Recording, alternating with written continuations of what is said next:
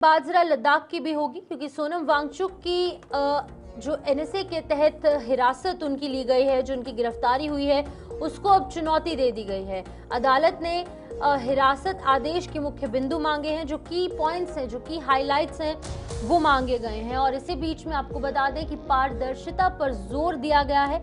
जो उनकी पत्नी है, जो कि उनकी तरफ से पिटीशन दाखिल की गई थी, पिटीशन दायर की गई थी, अब पत्नी ने कहा है कि अब आदेश मिला है, कानूनी टीम याचिका में संशोधन करेगी, यानी कि अमेंडमेंट की जाएगी। अगली सुनवाई अगले बुधवार को तय हो चुकी है और ये मामला अब राष्ट्रीय सुर्खियों में बन चुका है। अब देखिए, पिछले महीने जो लद्दाख के अंदर हालात खराब हुए, 4 लोगों की मृत्यु हुई, बहुत सारे लोग गंभीर रूप से घायल हुए, उसके बाद 50 से अधिक जो लोग हैं, इन लोगों को हिरासत में लिया गया, जिसमें कि सोनम वांगचुक भी एक अहम नाम थे।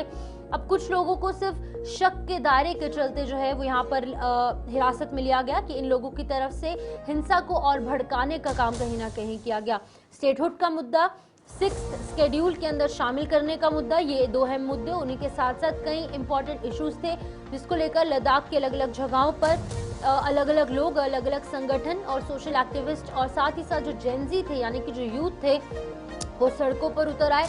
लेकिन ये एक जो पीसफुल प्रोटेस्ट था, इसकी तरफ से एक हिंसक रूप धारण कर लिया गया, 4 लोगों की मृत्यु हुई, जिसके बाद कि जो एडमिनिस्ट्रेशन है या फिर जो पुलिस, उसकी तरफ से डिटेन किए गए लोगों को। और जब डिटेन किया गया तो कुछ लोगों की रिहाई भी हो चुकी है, लेकिन अभी कुछ लोग अभी भी हिरासत में हैं, जो कि अभी भी डिटेंशन के अंदर है। और इसको लेकर सोनम वांगचुक, जो कि एक अहम चेहरा है लद्दाख के, और इन पर कई तरीके के यहाँ पर इल्ज़ाम भी लगे, कई तरीके के आरोप लगे कि फॉरेन से फंडिंग है, यहाँ पर इस तरीके के इल्ज़ाम लगे। लेकिन उसके बाद जब उन्हें रिहाई नहीं मिली तो उनकी पत्नी की तरफ से पिटीशन दाखिल की गई और इसको लेकर अब सुप्रीम कोर्ट में लगातार सुनवाई जो है वो नजर आ रही हैं। और आज एक अहम सुनवाई हुई जिसमें निष्कर्ष भी निकला। उनकी पत्नी ने गुलिस्तान न्यूज़ के माध्यम से तमाम बातें साझा की हैं, वो भी आपको सुनाएंगे। लेकिन पहले आपको पूरी जानकारी देना चाहेंगे। सुप्रीम कोर्ट ने बुधवार को पर्यावरण कार्यकर्ता और शिक्षा सुधारक सोनम वांगचुक जो है, उनकी राष्ट्रीय सुरक्षा अधिनियम 1980 के तहत जो हिरासत उनकी ली गई थी, उसको चुनौती देने वाली याचिका पर सुनवाई की है।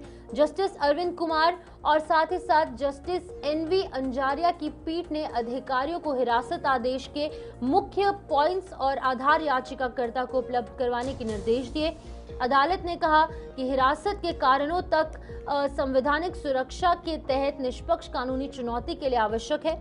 वांगचुक की पत्नी ने गुलिस्तान न्यूज़ से बातचीत की है और इसमें पुष्टि की कि अब आदेश के प्रति जो यहाँ पर चीजें हैं वो मिल गई है और कानूनी टीम दस्तावेजों की समीक्षा के बाद याचिका में संशोधन भी करेगी। लेह के अंदर जिलाधिकारी द्वारा जो हल्फनामा दाखिल किया गया था, उसमें कहा गया कि एनएसए के तहत जो कार्रवाई सुरक्षा एजेंसियों की रिपोर्ट में की गई है, वो इसी के आधार पर हुई है। जोधपुर जेल प्रशासन ने यह भी बताया कि वांगचुक सामान्य स्वास्थ्य में है और साथ ही साथ नियमित मुलाकात और आहार उन्हें मिल रहा है, कोई दिक्कत नहीं आ रही है। अदालत ने अगली सुनवाई अगले बुधवार को तय की गई है। अब हमारे संवाददाता ताबिश कमाल ने इनके साथ खास बातचीत की है, गीतांजलि वांगचुक के साथ, जो कि मुख्य पिटिशनर भी हैं और सोनम वांगचुक की पत्नी भी है। तो आप सुनिए जरा उनका क्या कुछ कहना था। सोनम वांगचुक के मामले में इस वक्त हम सुप्रीम कोर्ट में हैं, जहां सुप्रीम कोर्ट में जोधपुर प्रशासन और लद्दाख एडमिनिस्ट्रेशन ने अपनी तरफ से हलफनामा दायर कर दिया है। इस वक्त उनकी पत्नी जो पूरे मामले पर सुप्रीम कोर्ट का दरवाज़ा खटखटाए हुए हैं, गीतांजलि जी वो हमारे साथ हैं। मैम, लगातार हम देख रहे हैं पूरा मामला आप उठा रही हैं, आज क्या रहा?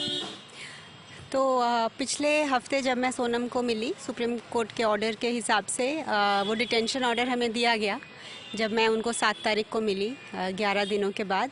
लेकिन जब मैं उनको 11 को मिली और जब उन्होंने कहा कि वो ये जो उन्होंने पॉइंट्स लिखे हैं अगेंस्ट द डिटेंशन ऑर्डर, वो हम मेरे साथ शेयर करना चाहते थे, लेकिन वहाँ पर अथॉरिटीज़ ने वो शेयर नहीं करने दिया। तो आज हमने ये एक एफिडेविट दिया था कि जो उनका वॉइस है, जिसके लिए उनको लीगल वेटिंग चाहिए, तो वो हमें दिए जाएं। तो वो आज कोर्ट ने ऑर्डर दिया है कि वो हमें मिल जाएंगे।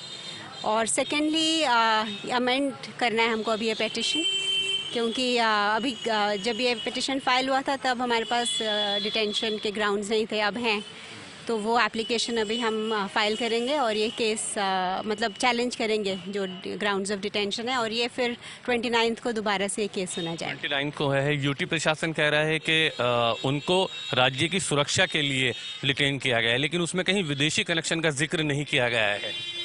ये तो आपको भी पता है, मुझे भी, सुप्रीम कोर्ट को भी पता है, और खुद जो ले एडमिनिस्ट्रेशन है वो अपने ज़मीर को झांके तो उन्हें भी पता है, होम मिनिस्ट्री को भी पता है, और देश के पूरे जनता को पता है कि सोनम किसी भी एंगल से नेशनल सिक्योरिटी के लिए थ्रेट नहीं है। वो नेशन के सबसे बड़े एसेट हैं, उन्होंने नेशन के लिए सारी ज़िंदगी अपनी दी है, तो ये तो सबको पता है। लेकिन एक लॉ है और जो पावर में है उसका यूज़ कर सकते हैं, तो उन्होंने किया है, लेकिन सच्चाई तो लास्ट में सच की जीत होती है। तो हम ये चैलेंज करेंगे और ज़रूर हम इसमें विक्टोरियस होंगे। जिस तरह से उनके ऊपर केसेस लगाए गए हैं, आपको लगता है कि ये एक साजिश थी जिसकी तरह सोनम वांगचुक को फंसाया गया है? हाँ, ये तो मैं पिछले 2 हफ्तों से यही कहती आ रही हूँ कि ये जो साजिश NSA में जिसका अंत हुआ, ये तो शुरुआत 4 सालों से हुई है। जब पहले हमारी FCRA की एप्लीकेशन को नहीं रजिस्टर किया, फिर हमारे UGC के एप्लीकेशन को नहीं किया, फिर लैंड जो उनकी गलती है कि लीज़ नहीं साइन किया क्योंकि लीज़ पॉलिसी नहीं है, उसको वापस लिया, फिर CBI को भेजा, फिर ITE को समन किया, ये सब किया, और जब कुछ नहीं उसमें निकला, जब उन्होंने देखा कि हम सही हैं हर चीज़ में, तो ये एक लॉ लगा दिया, क्योंकि इसका कोई बेसिस नहीं है, इसको आप बिना किसी कारण के आप किसी पे भी लगा सकते हो। तो मशीनरी ने ये जो ड्रैकोनियन लॉ है इसका गलत इस्तेमाल किया है सोनम जैसी हस्ती के साथ। चलिए, बहुत शुक्रिया बात करने के लिए। वीडियो जर्नलिस्ट सादिक के साथ ताबिश कमाल, दिल्ली।